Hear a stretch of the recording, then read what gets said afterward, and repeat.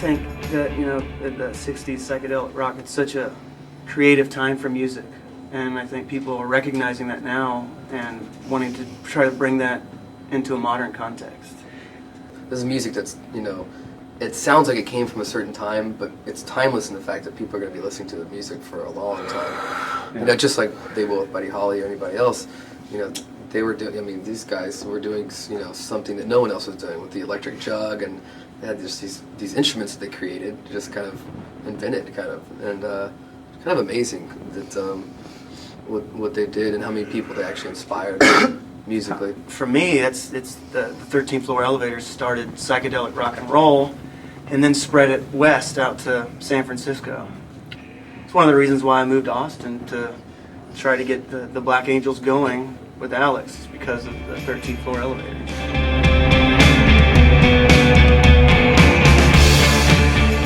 I do like those horror movies, yeah.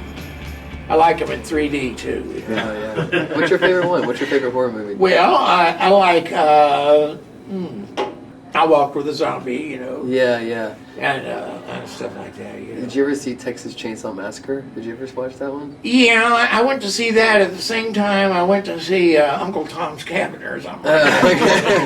That's an interesting memory.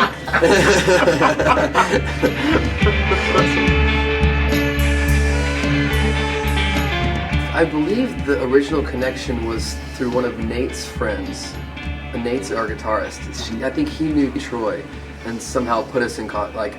They knew that we're huge 13th Floor Elevators fans. We knew that we were huge Roky Erickson fans, and Rocky's manager, Darren, you know Darren, called us and was like, "You guys want to be Roky Erickson's backing band?" And we were just like, "Yeah, totally." You know, like. Is that, you know, we don't even need to like think about that. And we practiced for a while and went on tour with Roky. That's kind of how we got to know him. And yeah, and Darren had given us some of rare Roky songs that had never been released, and we recorded some of them. And I hope one day Roky can come sing on them. Hey, yeah. Yeah. We did the one song with Roky, Bo Diddley's a Headhunter. Yeah.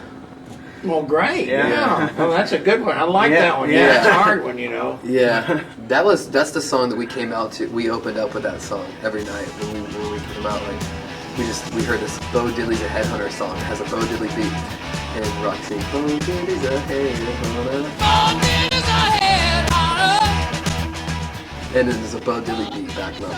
And it's just a super cool song. I think we came out to that song every night, and then Roky would come out. This is a dream come true for Christian and myself to be playing with Roky. You always have goals and for your future. I remember 2 years ago I was just like, man, it'd be so cool. We're both like, how, you know, it makes sense if Roky played. This is before we went on tour with Roky.